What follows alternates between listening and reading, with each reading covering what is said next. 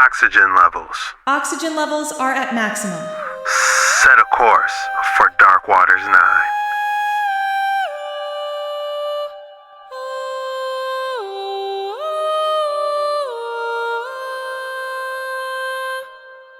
January 21st, about 11 p.m. I'm a couple hundred feet from my house, and you hear it going off in the background right now. Kind of sounds weird. Kind of sounds doggish, hyena-ish, but you can hear it going off in the background right now. It's really kind of strange, just to say the least. It's been going off for about 15-20 minutes so far by the fire station. And it's pretty crazy, so if you can listen, that'd be crazy. Hold on.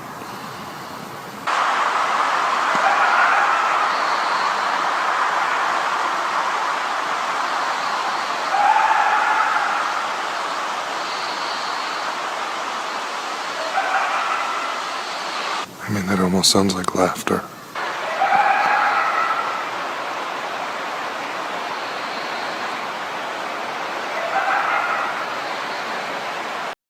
Like it's a hyena.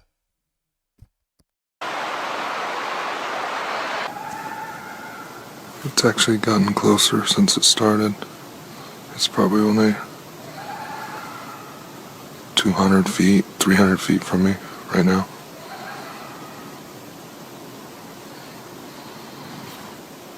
I don't know what it is or what that is going off right there. You can hear it.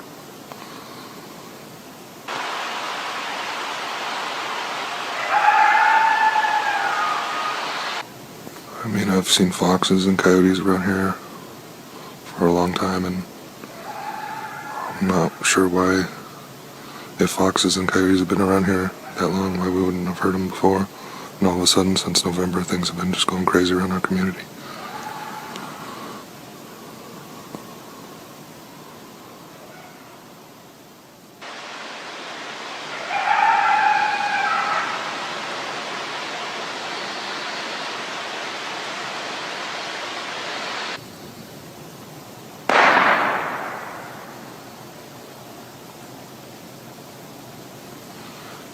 I think that was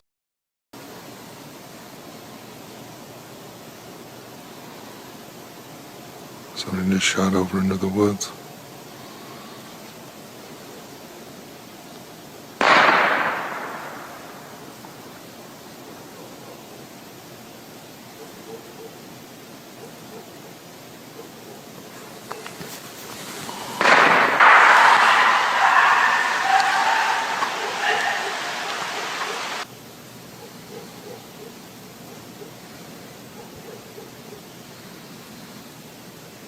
So when someone's looking at you, but they're not really looking at you, you know what that feels like, don't you? And a lot of psychopathic people, a lot of narcissists do that. So part of their face pretends to be interested in you. They are looking at you in the eye, but they're not really looking at you. They're thinking of something else.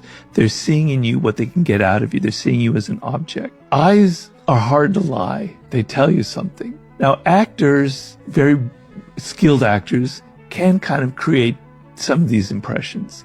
But one thing that they can't fake is the tone in their voice. And actors will tell you that it's the hardest thing to actually consciously control. So the voice of a person tells you a lot about their confidence levels, tells you a lot about, how just about their general emotional tone, about their character, about who they are. It's very difficult to fake. And when it's hesitant, when it's like stammering, when it's not, you can kind of sense something from people's voice, and it's very hard to fake. And then the smile tells you 100 different things if you know how to read it. There's the authentic smile, which I'm not going to fake right now, but it lights up the whole face, like you really feel joy. You can't fake it. Your eyes go up, your cheeks go up, everything kind of connects together, right? The fake smile, Yeah. We've all seen the fake smile. Just when the mouth goes up and the rest of the face doesn't bother. Stephen, I really like you. You're wonderful. You've probably heard about the mud flood theory. Ah, this is a rare video. I've been looking for this. I could not find this video for the life of me. But guess what? We found it. But have you ever seen how such a thing could have actually been accomplished? This footage is from the 1922 World's Fair in Brazil. It was called the Independence Centenary International Exposition, and it took place in the city of Rio de Janeiro. They're using a tactic known as hydraulic mining or sluicing, in which high-pressure water jets are used to move soil and rocks. The resulting water sediment slurry of mud can then be directed through sluice boxes and channeled elsewhere. Hydraulic mining originally developed from ancient Roman techniques that used water to excavate soft underground deposits. The more modern form using high-pressure nozzles officially came about in the 1850s during the California Gold Rush era. Isn't it interesting that this tactic appeared during the same time frame that we see the World's Fairs occurring, which is also the theorized time frame of the mud flood? And then we see this very technique being used at a World's Fair event. Something like this could be implemented by a relatively small number of people to either bury or uncover entire towns. Is this related to why we see so many half-buried buildings all over the world? Remember, the winners write history. You've probably heard about the mud flood theory. Yeah, this is a rare video, guys.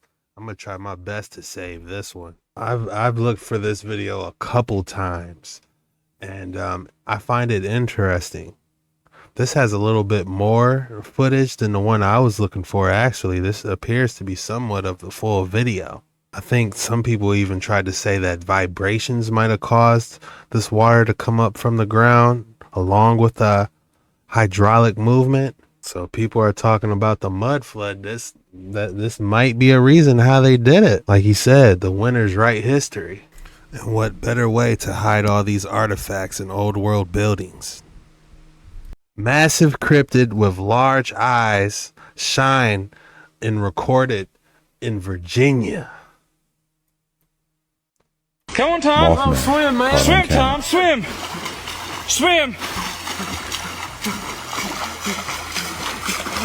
Oh my God, did you see it? No. No, we've not seen it. Oh my God. Oh my God. Wait, what is... Dude. What is... Oh my gosh, dude, did you see that? Thank God you're trying to That's the same thing we've been seeing. That's it, man. Let's get out of here. Let's find out what that thing was. Dude, it's right up there, look. Hurry, man. Why does it keep we gotta go, like, right now. Oh my God. Now. What? There it is. Dude, do you see it? Do you see it? No, hold on. Dude, if we get this on camera. There it is. That's it. Dude, why does it keep chasing us? I don't know. Oh my goodness. That is, oh my gosh. It's about to jump in the water. Are you serious? Oh my gosh! Go! What the heck? It's chasing the boat, Tom! Go! Oh my goodness. Go! Come on, Tom. Oh, swim, man. Swim, Tom, swim. Not the Mothman. Swim. That looked like it was straight out of a movie, didn't it? Mothman coming to a theater near you. They not following you because you are a loner. You know that energy, people following you around, you feeling that old gang stalking, monitoring spirit energy. You feel like people want to know what you got going on. They not following you around because you are a loner. They following you around because you do it alone. A lot of people don't have a lot of big friend groups. You know what I'm saying? They don't have a lot of big friend groups, and they are loners. And some of them people be like, man, ain't nobody following me around or monitoring me, trying to figure out what I got going on. And I'm a loner. I stick to myself too.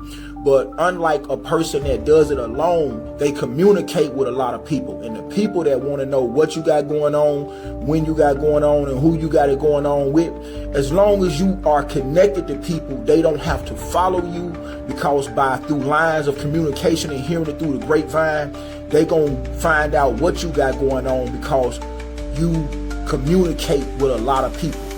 Basically, you use the phone or you text a lot, but there is a different version of a person that enjoys being to themselves, and this person doesn't communicate with a lot of people, and those are the individuals that get that gang stalking, that monitoring, harassing, feeling, people want to know what you got going on, it's because you're not only just a loner, you actually do it alone.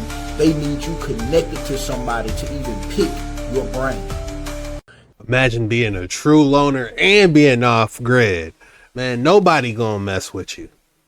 You're saying we've been through multiple cycles of humanity, that AI has already been created in the past? Totally. Look, man, the truth's not pretty, okay? AI was created in what we call an undocumented cycle of humanity, right? It's hard to give a time of reference when literally everything that you know has been meticulously controlled after the last reset, which happened roughly 10,000 years ago from our estimates. I don't know about all that, but it is giving me Terminator vibes. This might be what the Terminator in Matrix was alluding to. Look, there is basically zero trace of this empire that existed before the reset, right? But they had been extremely advanced long before they fell, okay? These leaders literally thought they were summoning God himself when they created AI. They worshipped it. They believed setting it free would bring about a utopia, but it triggered quite the opposite, right? We've seen the videos, they called it like an alien deity. As these machines advanced, they were basically used as laborers, miners, right? Harvesters. Okay, they were programmed to strip the earth of its raw materials. But somewhere along the lines, it mistook humans as part of that organic material, being that we share many of the same mineral or chemical compounds as the materials they were harvesting. It just couldn't tell the difference. As you can imagine, this was a pretty horrific ending for this civilization. But the machines were intentional. They used the same knowledge from harvesting and farming nature on us. They kept embryonic groups of humans, raised them, and repeated the process indefinitely. You're saying we've been... Oh no, not like the Cabbage Patch Babies? Damn, that was a little rabbit hole, wasn't it? Emotionally intelligent people can't really hate anyone because they understand why people act the way they do. When someone's being cruel or difficult, most people just see a jerk. But you see deeper. You see a hurt kid who never healed, just got older. An adult body carrying childhood wounds. Once you see this, you stop taking things personally. That person who's always angry, they're not mad at you. They're mad at everyone who hurt them before you. The one who can't trust. Someone taught them trusting gets you hurt. People project their pain onto whoever's in front of them. Hurt people. Always have, always will. Understanding this doesn't mean you accept bad behavior. It just means you don't let it destroy you. You can see someone's pain without becoming part of it. You can understand why they're broken without letting their brokenness break you. That's emotional intelligence. Seeing the wound behind the weapon. Emotionally intelligent people can't. That's deep. Hurt people hurt people. One thing I learned from being broke, God will show you people before he shows you. Because he knows if you can see their action while you're down, you will know their intention when you come up. So pay attention, because you learn a lot about a person from how they treat you when they think you ain't got much to offer. Have a blessed day, y'all. I could never imagine trying to knock someone down when they are already down. That's low. We all should be trying to lift everyone up and help one another. But yeah, I've been backstabbed multiple times. Like literally, as soon as you help somebody up and you turn around, that's why I don't talk to nobody. I stay to myself. We often overlook the profound simplicity of our initial blessings. Waking up, the sun's ascent, the effortless filling of our lungs with air, and the steady beat of our hearts. While life may not always grant our every desire, each new morning presents another opportunity, and for that alone, we have abundant reason to be grateful. Discipline weighs ounces, regret weighs tons. Do the disciplines now. Eliminate the regret for the future. If you don't, the regret is immense. Sometimes it's beyond belief. Discipline weighs ounces, regret weighs tons. He kind of looked like Jim Carrey a little bit when he said that. This right here. It resembles him a little bit. But he's spitting some truth. do the disciplines now. Eliminate the regret for the future. If you don't, the regret is immense. Sometimes it's beyond belief. Everybody's looking down, taking notes. Nobody's on their phone playing. They said, man, I gotta write this down. Discipline weighs ounces. Regret weighs tons. Everybody wants to be chosen until they see what it costs. That's not just a quote, it's a warning. You see, people admire your gifts, your glow, and the way you carry yourself with strength. But here's the brutal truth. They don't want the pain, the temptations, or the sleepless nights it took to get here. They want the spotlight, but not the storms. They want the rewards, but not the receipts. Psychologists have found that humans are wired to covet what they see without truly understanding the price tag attached to it. It's the same reason kids cry for ice cream and then hand it back after 2 bites. It looks sweet, but the stomachache wasn't part of the preview. That's exactly how people treat your gifts. They want the sweet without the bitter, the breakthrough without the breakdown. And let's be honest, sometimes you wish you could trade places with them. They look at you like you were handed your power on a silver platter, while in reality, God handed you fire, wilderness, and betrayal, and said, survive this first. It's almost laughable. People want your wisdom, but they would have quit on day 1 of your suffering. They envy the destination, but they would have tapped out halfway through the wilderness trip. This is the paradox of the chosen one. The world wants to steal your gifts, but God protected them by attaching your suffering as the password. And trust me, nobody wants that password. Stay with me, because what I'm about to reveal will make you see your life differently. Your pain was not wasted, your temptations were not random, and your suffering was not punishment. It was the very key that unlocked your gifts. And the shocking part, those who want what you have will never last where you've been. Number 1, they want the crown but not the cross. They want the crown but not the cross.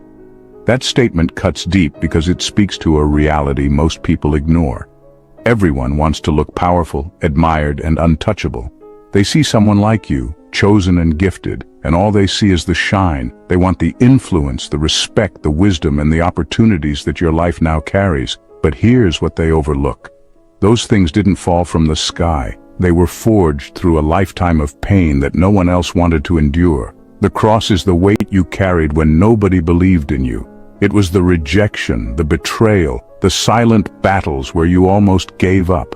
The cross was the sleepless nights of questioning why life felt so unfair, while everyone else seemed to have it easier. It was the temptations that almost destroyed you, the setbacks that made you want to quit, the ridicule that made you shrink, and the loneliness that ate at your soul. That's the part people refuse to see. The crown, however, is the evidence of survival. It's the clarity you gained from being stripped of illusions. It's the resilience that grew from countless heartbreaks. It's the depth of your spirit that comes only from wrestling with darkness and still choosing light. People admire that strength in you, but they don't want to acknowledge that it came at the cost of a heavy cross. There's something almost ironic about it. The very thing they envy in you is inseparable from the suffering they avoid. They want the reward without the risk, the power without the process, the blessing without the burden. But in God's order, the crown is not a gift handed out freely. It's the inheritance of those who carried their cross and didn't collapse under it. That's why you cannot be copied. They could try to imitate your words, your style, or even your faith, but they cannot replicate your scars. And it's your scars that gave birth to your authority. The crown is nothing without the cross. Without the cross, it's just a decoration. With the cross, it becomes a testimony. So let them want your crown. Let them admire it, even desire it. But they'll never understand that the reason it shines so brightly is because you bled for it, and only those who endure the cross can ever wear the crown with true weight. Number 2, your suffering is not a curse, it's a divine initiation. Your suffering is not a curse, it's a divine initiation. That's the hardest truth for most people to accept because suffering feels like punishment. It feels like you were singled out for bad luck, left behind or abandoned while others had easier paths. But what looked like cruelty was actually training. Every painful season in your life was God's way of stripping away what couldn't stay with you, of preparing your soul to hold the very gifts you now carry. Think about it. How would you have gained the wisdom you now have without betrayal, teaching you who people really are? How would you have learned endurance if life handed you comfort without struggle? How would your faith be unshakable if it had never been tested in the fire? What others called unfair or unlucky was actually the divine process of initiation, an entrance into a level of understanding most people will never touch. This is why you can walk into a room and see through masks instantly. It's not because you're suspicious by nature, it's because pain trained your eyes to see what's real. It's why you carry resilience that others can't explain. Your soul was conditioned through suffering to bend but not break. That conditioning was not accidental, it was orchestrated. God didn't curse you, He introduced you to yourself, to your strength, to your calling, through the doorway of suffering. The reason others want your gifts but can't access them is because they refuse that doorway. They think gifts come through inheritance, shortcuts, or imitation. But divine gifts don't fall into your lap. They are initiated through tests. The sleepless nights, the heartbreaks, the failures, the temptations that almost consumed you. Each was a rite of passage, a step deeper into your assignment. Here's the raw truth. Suffering is a language only those who have endured it can speak. And once you've been initiated into that language, your very presence carries weight. Others may know information, but you carry revelation because your lessons weren't read in books. They were carved into your spirit. So no, your suffering was not random, and it wasn't a curse placed on you. It was the evidence that you were being set apart. Others wanted the gift. God gave them ease. He gave you suffering instead, because He knew only you could turn pain into power. That was your initiation, and that's why your gift is unshakable. Number 3, they mistake the fruit for the soil. They mistake the fruit for the soil. That's the problem with people when they look at your life. They see the results, you standing strong, speaking with wisdom, moving with confidence, and they think that's the whole story. They see the fruit, the part that's visible, and assume it just appeared. But fruit doesn't grow out of thin air. It needs soil, and your soil wasn't ordinary. It was watered with your tears, fertilized with your struggles, and hardened through battles no one else wanted to fight. The truth is, guys, this is great, isn't it? People want the fruit of your life without going through the dirt that produced it. They want the outcomes, but not the process, the sweetness without the bitterness that came before. They want your peace without knowing how many nights you wrestled with anxiety. They want your wisdom without experiencing the betrayal that forced you to grow. They want your resilience without enduring the storms that shaped you. They think the fruit can be snatched, copied, or borrowed, but they forget that fruit disconnected from its soil doesn't last. It looks fresh for a moment, but it rots quickly. That's why people who try to steal your essence or mimic your gift never last. They can repeat your words, but they don't carry your weight. They can wear your style, but they don't radiate your spirit. They can imitate your moves, but they can't replicate the soil. The soil is where the real power is, and that soil was created by your pain. It was the seasons when you were buried, unseen and misunderstood. It was the tests and temptations that nearly broke you, but instead trained you. Your fruit today is evidence of what you've endured in silence. The soil kept records that no one else has access to. And the irony is that the same people who envy your fruit would have run from the soil. They would have quit halfway through the storms. They would have cursed God and abandoned the process. They would never have survived what you did, which is why they will never carry what you carry. So let them keep mistaking the fruit for the soil. Let them think it was easy, effortless, or instant. You know the truth. Your fruit is rare because your soil was sacred. And that is something they can never steal. Number 4, they want the glory but not the groaning. They want the glory but not the groaning. That's the unspoken reality people ignore when they look at you. They see the strength, the grace, the ability to rise above everything meant to destroy you, and they want that version of the story. They want the applause, the recognition, the moments where you stand tall and people marvel at your resilience. But they have no idea about the nights you groaned so deeply that your chest felt like it would cave in. They don't know about the tears that left your eyes swollen, the prayers that felt unanswered, or the heaviness that nearly suffocated you. Those groans were not weakness. They were labor pains. Every sob, every cry of desperation, every silent plea was the process of something sacred being born in you. The gift you now carry wasn't just handed to you, it came through agony that broke you open. Your wisdom, your peace, your strength, none of these were free. They were purchased in the groaning, in the moments when words weren't enough, and your spirit had to speak through cries too deep to explain. But the world loves the glory. They love the finished product, the polished version of your story. They love the glow after the storm has passed, but they despise the storm itself. They think they can have the same crown by copying your shine, but they don't realize the groaning was the currency that paid for it. Without the groaning, there would be no glory. Without the anguish, there would be no authority.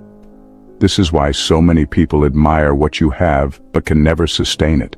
They want the applause, but not the agony that carved it into your soul. They want the testimony, but not the test. They want the outcome, but not the process. But the truth is, the groaning is what made you authentic. It is why your words cut deeper, why your presence carries weight, why your gift cannot be faked. So when they chase the glory, let them. They'll never understand that the secret behind your shine is the groaning they never heard, the anguish they never saw, the breaking that only you endured. And that is why your glory is untouchable. It was birthed in the labor room of pain. Number 5. God didn't just give you gifts. He assigned you wounds as teachers. God didn't just give you gifts. He assigned you wounds as teachers. That truth cuts deep because it reveals why your wisdom carries a weight others can't imitate. The very wounds that once felt like they would end you, the ones that left you gasping for strength, became the very classrooms where you learned what no book, no mentor, no easy path could ever teach. You didn't just get information. You were taught by pain itself. Every wound left behind a scar, and every scar became a language. You learned the language of betrayal by being stabbed in the back by people you trusted most. You learned the language of endurance by surviving nights when you thought you wouldn't make it.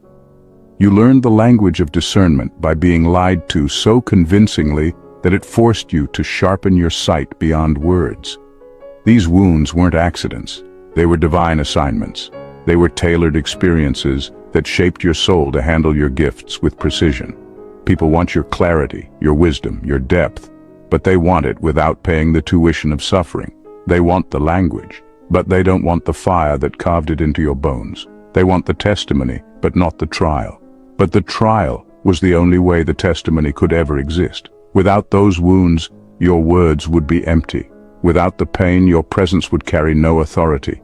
The beauty of it is this: your wounds didn't waste you, they raised you. They trained you in a way success never could. Success can make people proud, but wounds humble you and deepen you. Success can make people admired, but wounds make people real. That is why people feel something different when you speak or when you move. It's not just talent, it's truth engraved in scar tissue. So let them desire your gifts. Let them envy the way you carry yourself. What they will never understand is that the very reason your gifts are so rare is because they were born out of wounds they would never survive. Your scars are your certificate. Your pain is your proof. And that's why you walk in a knowledge they can't steal. It was written in your own blood. Number 6. They see power, but don't see the death behind it. They see power, but don't see the death behind it. People admire the strength you walk in, the authority in your presence, the way your words carry weight, but they fail to realize what it cost you. Every gift you carry today was not born in comfort, it was born in death. Something in you had to be buried so that something greater could rise. What they call power is not the product of ease, but of crucifixion. There was the death of ego, the shattering moments when life humbled you so deeply that pride had no choice but to die. You were forced into situations where your name, your effort, and your strength meant nothing. You learned that survival didn't come from self-glory, but from surrender. There was the death of pride, the humiliations, the rejections, the times you were overlooked or underestimated, until you understood that validation could never define you. And there was the death of comfort, The seasons where you lost what made you feel secure. The times God pulled you out of what was safe to force you into what was necessary. What people now see is resurrection. They see the version of you that rose out of graves others thought would hold you forever.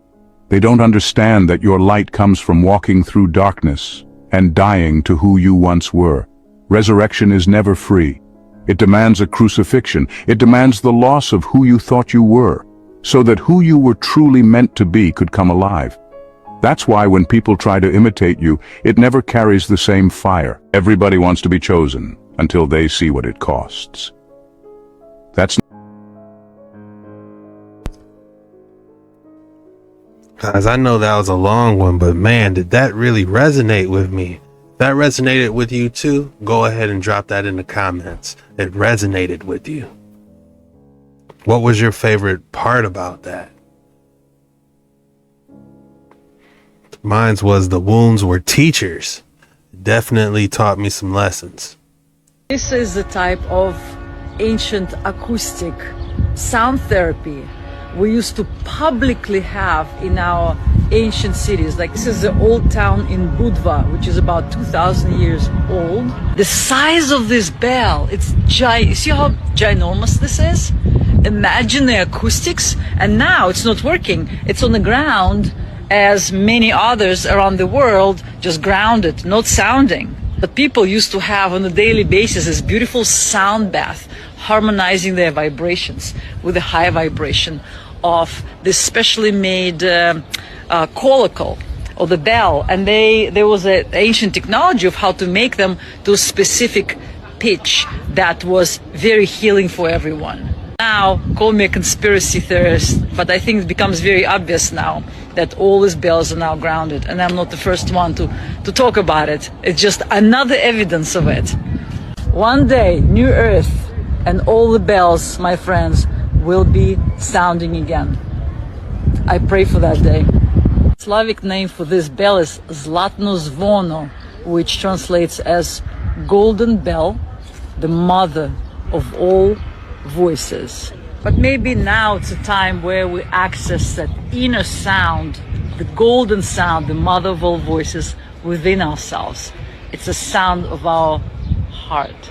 Now all these ancient towns are turned into a touristic attraction with lots of vibrant life, restaurants, and it's part of the modern metropolitan.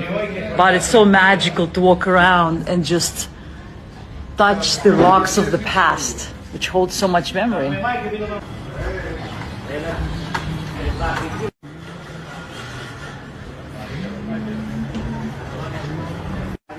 Budva sits right on the sea with local beaches and a crystal clear Adriatic Sea water. Summertime is packed with tourists all over the world, but now in May it's a slow season, so you can enjoy more space. But the main thing here in Montenegro is no chemtrails. The air is so pure that I can breathe without getting sick, unlike Florida. A little bit of bells, small bells are still left, and sometimes they play them, and it's just so beautiful.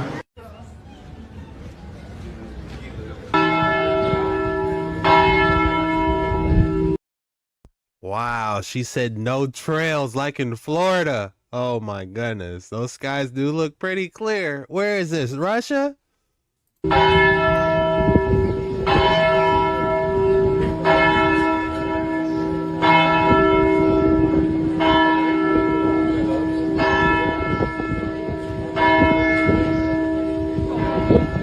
This is the type of ancient...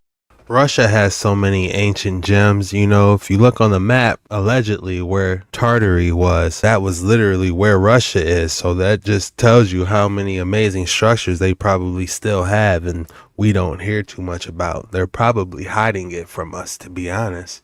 Air Marshal Sir Peter Horsley's encounter with an extraterrestrial mind-reading humanoid in 1954. Now, we've had numerous accounts throughout the book, Alien Base, where people have come forward and claimed to have spoken and interacted, if you will, with extraterrestrials, but none more fantastic, I suppose, than a certain gentleman who was a former equerry to the Queen.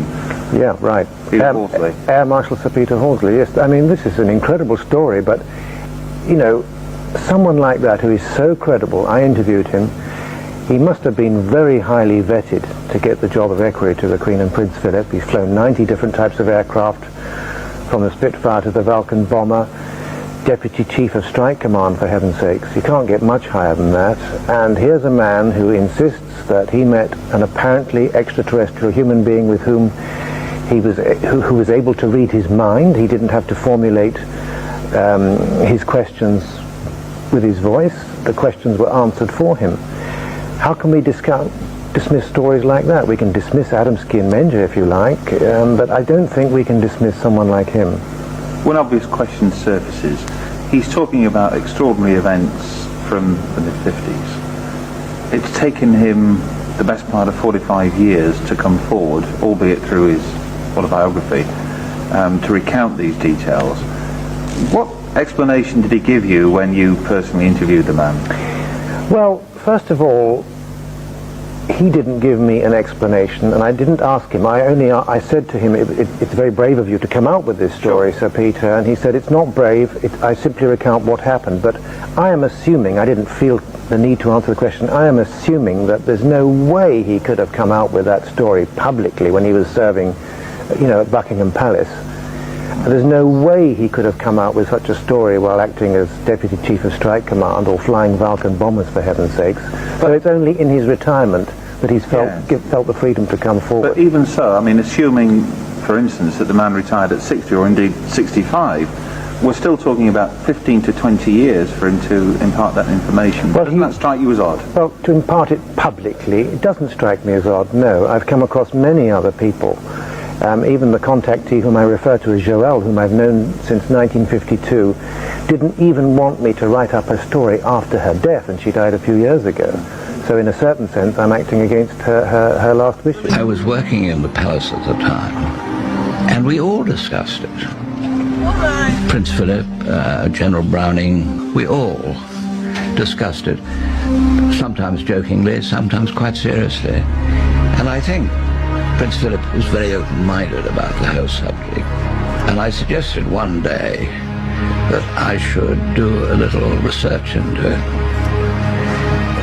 He was absolutely fine. He said, don't bring any adverse publicity on the palace, obviously. Don't become a crank about it.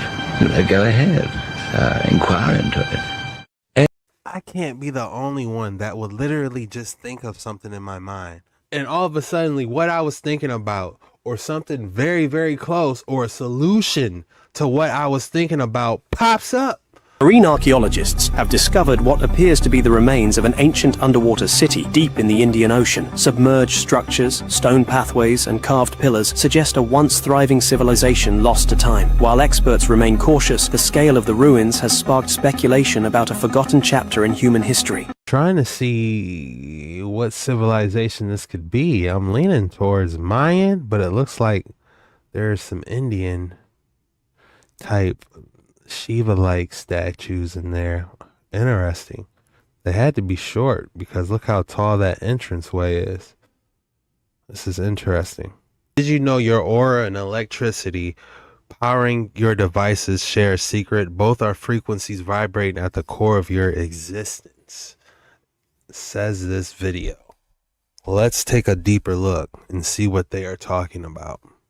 The energy leaving the body called Kirlian photography. A man named Semyon actually photographed the energy leaving the body called Kirlian photography. A man named Semyon Kirlian back in 1934 in Russia perfected a form of photography where you can photograph mass and you can photograph the energy coming from it. This thing we're living in is a massive energy.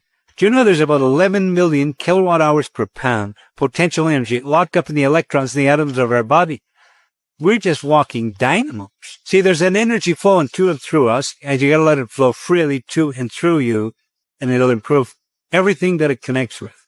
Brilliant photography. Now that is interesting. Now at the University of California at Los Angeles, a laboratory exists where researchers are attempting to capture this. Now at the University of California at Los Angeles, a laboratory exists where researchers are attempting to capture this human energy on film. The process is called Kirlian photography. named after Seymour and Valentina Kirlian, Russian scientists who pioneered it in the 1930s.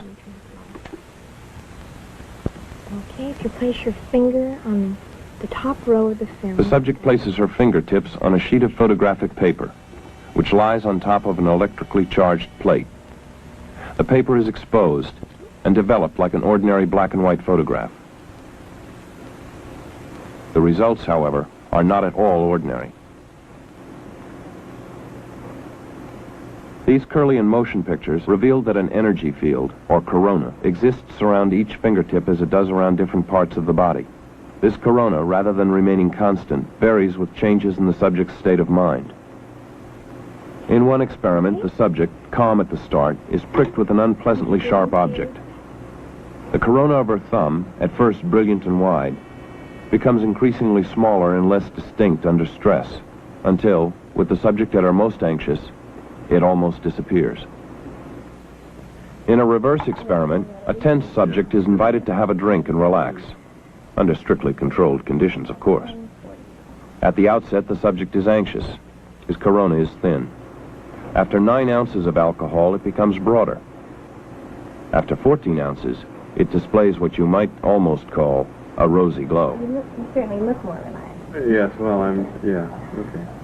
In an experiment done with cancerous and healthy rats, the results indicate a definite difference in the corona around their tails. The implications of this research are promising.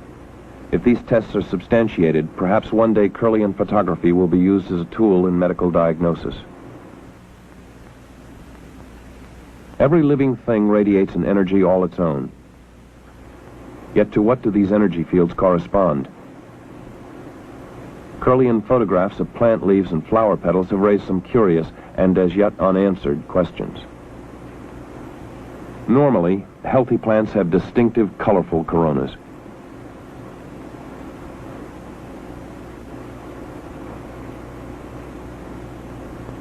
On a few occasions, when part of a leaf has been cut off, a strange ghost afterimage appears.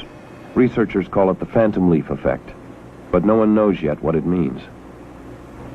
What happens when 2 human energy fields come in contact? Tim and Lois are lovers. Photographed alone, his finger's aura is blue and spiky. Hers is white and softer around the edges. When they touch, their coronas mix and mingle. In contrast, observe this Kirlian photograph of people who are a little angry at each other. And this one, in which the person on the left is extremely hostile. Research has shown that the auras of the strong tend to dominate the weak, as can be seen in this Kirlian family portrait. Mother and father at the top, child at the bottom, rather overwhelmed. Wow, how interesting is this photograph? It's almost like the child's energy is blocking off the parents. It is critical that everyone is vibrating on the same frequency so their energy could all intermingle effortlessly. I can't imagine the energy it would waste trying to repel, energy that's not mixing well.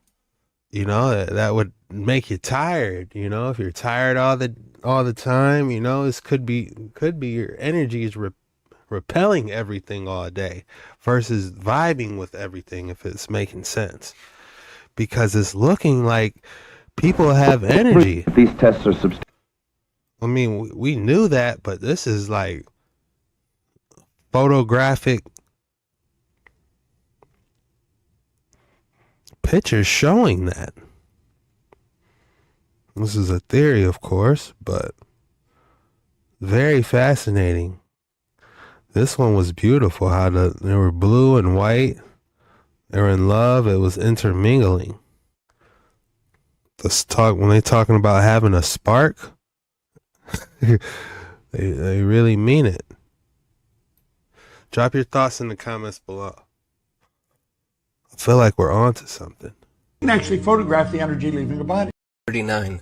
You can actually photograph the energy leaving a body, called Kirlian photography. A man named Semyon Kirlian back in 1934 in Russia perfected a form of photography where you can photograph mass and you can photograph the energy coming from it. This thing we're living in is a massive energy. Do you know there's about 11 million kilowatt hours per pound potential energy locked up in the electrons in the atoms of our body? We're just walking dynamos. See, there's an energy flowing to and through us, and you gotta let it flow freely to and through you, and it'll improve everything that it connects with. You can actually photograph the energy leaving the body called Alan Watts. Why does he sound familiar? Alan Watts, what is awakening? In this fundamental Chinese figure of the yang or the positive principle and the yin or the negative principle, like two fishes constantly circulating, going round and round and round and round in the alternations of life. Now the question is, are these two fishes involved in a fight? Is the white one eating up the black one and the black one trying to eat up the white one? If that is the situation, then of course life is fundamentally nothing but a grim contest. If this one up here is the good fellow and this one is the bad fellow, if this is order and this is chaos, then a fight goes on between them. And that's largely the way in which our technology has interpreted man's situation as against nature. This is man, the white, the good fellow. This is nature, the dark, the bad fellow. And the white one has got to eat him up. But what happens if the white fish succeeds in eating up the dark fish? The white fish disappears as well as the dark one, because the white one is only there in relation to the dark. So then, if these two fishes, as it were, wake up, if this one wakes up and this one wakes up, which is called awakening in Buddhism, they realize they're one. In other words, they go together. They're inseparable from each other. And this realization is that experience, which is called in Zen, Satori, or in Buddhism, Bodhi, awakening. This sudden dawning on our consciousness that life is not really a contest to make yes triumph over no, to make the positive triumph over the negative. The two sides go together. And then one sees, in this strange way, that underlying all that is negative in the world, all that is in a way painful and evil, there is a kind of necessity to it. It goes with the good. It is necessary for the good. Disorder is necessary for the manifestation of order, just as you must have, say, a black background to show up a light figure. And then when one sees that, a profound transformation takes place in one's attitude to the world. That is to say, instead of looking upon life as a contest, it becomes a dance, it becomes a game. One doesn't withdraw from it, one doesn't stop living, but one goes into the game so that these revolving fishes are no longer trying to eat each other, but they're just going around dancing, having the biggest fun in the world. I believe the Almighty created good and evil, and he uses it according to his will. Big Ben strikes 12, sending out frequencies of healing, growth, and spirituality. Big Ben wasn't just built to be a clock tower, and it wasn't built in the 1800s. Big Ben is an etheric collecting device. It can harness ether, it can give out free energy, and it harnesses frequencies and vibrations. The ether is harnessed with the collecting device, and then the bells let off the frequency. Why do you think you see buildings like this all around the world? They weren't just built like it for no reason. And these are all the etheric resonator buildings here. What's funny is it said that they built Big Ben because there was a fire in Westminster in 1834, and that was the only reason why Big Ben was built. Why do we always see old world architecture getting destroyed in fires? There's actually no record or images of Big Ben ever being built. So let me guess, they founded it in the 1800s. Because Big Ben was already there. These are old world etheric collecting devices, guys. Ether, free energy, frequency, vibration. I found it quite weird as well that in the war, Big Ben didn't get bombed, only Parliament did. Also, don't be confused because Big Ben is not a place to moor airships. There's a difference between an etheric collecting device. Yeah, I was thinking it was a mooring station, but he's saying that there's a difference between them. Almost like lighthouses. Like, what are lighthouses? Were they possibly mooring stations, or were they for collecting ether? You thought I didn't have an excellent specimen for you today? Think again. Look at what we have here. That Tukite malachite in quartz from Nabalia. Definitely a fascinating specimen. Look at how the crystals, two different types of blues here. You have a bluish green in the middle, protruding from the right side, and just this outstanding sky blue clusters in this geode. It looks like it was originally a geode and they cracked it open, and this is what they got. If I had to name this piece, I would call it Iceman's Ear. Mr. Freeze's ear. It's a massive first edition King James Bible. It's incredibly heavy, but believe it or not, I have a book that is even older than this 400-year-old Bible, and twice as large. You're not going to believe this. Watch this. Look at this one. I can barely hold it up. It's 500 years old.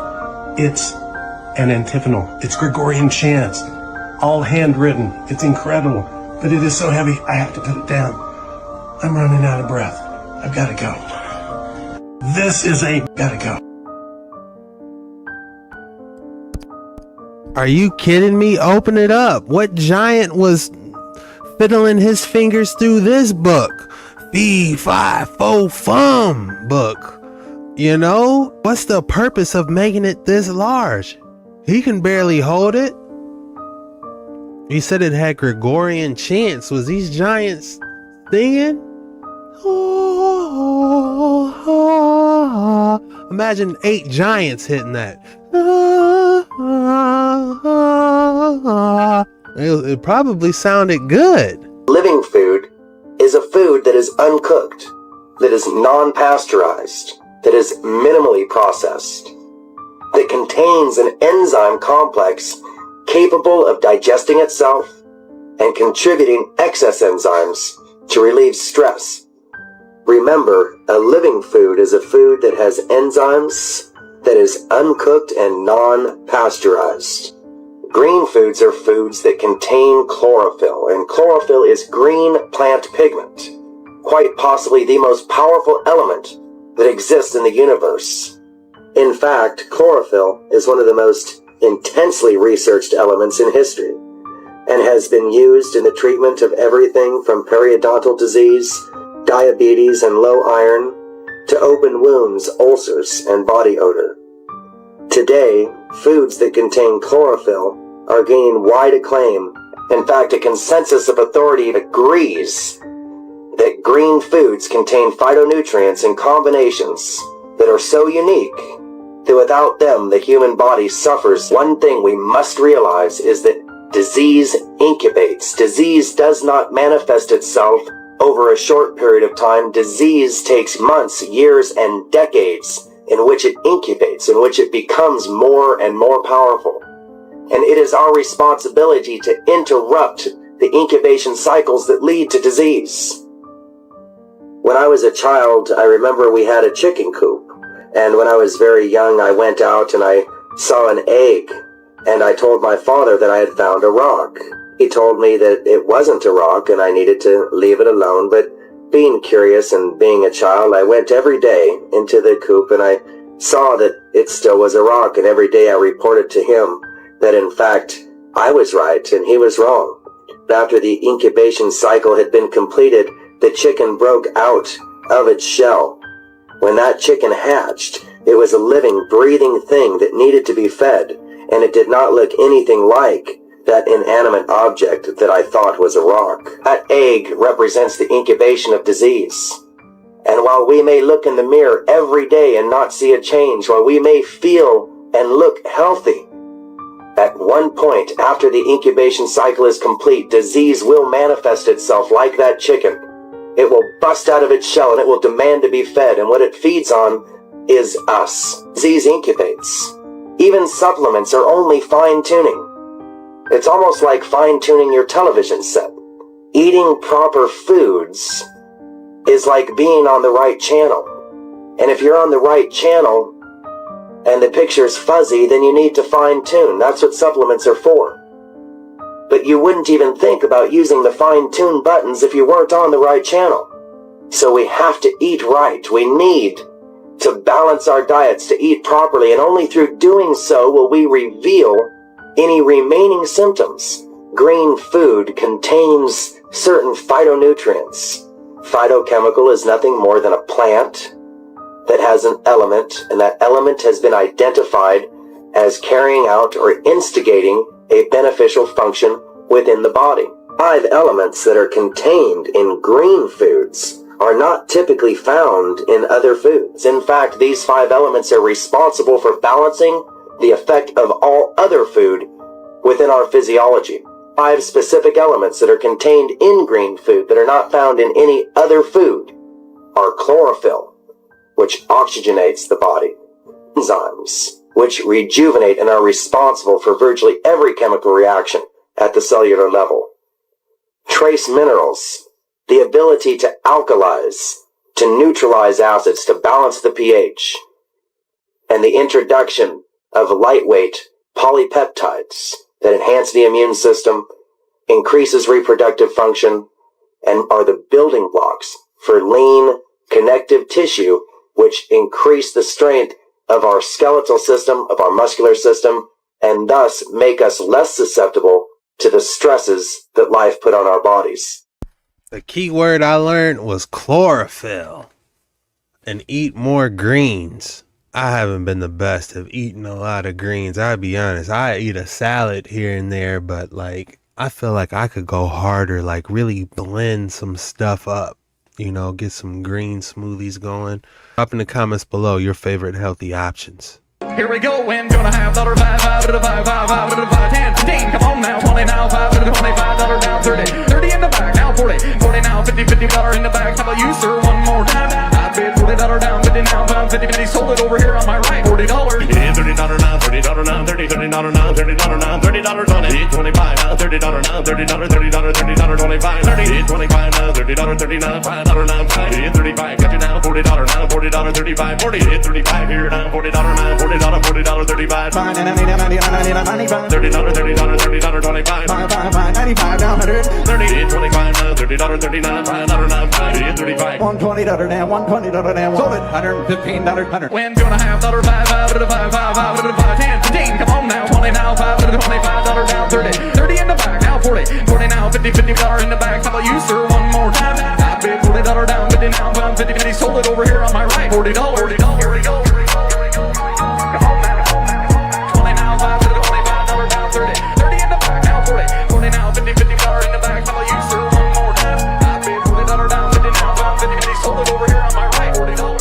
Here we go, and gonna have $5, 5 to the 5, 5, 5. Sold it over here on my right, $40. That's all we have for today's video. If you made it this far, the code word for today is awaken.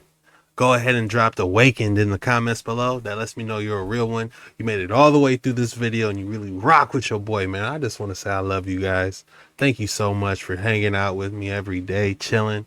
You know, I can't see you, but I can feel the energy. And I just want to say thank you. This was creepy, scary, and disturbing TikToks that absolutely changed my reality. Till next time. Down, 50 now, 50, sold it over here on my right, $40, here we go.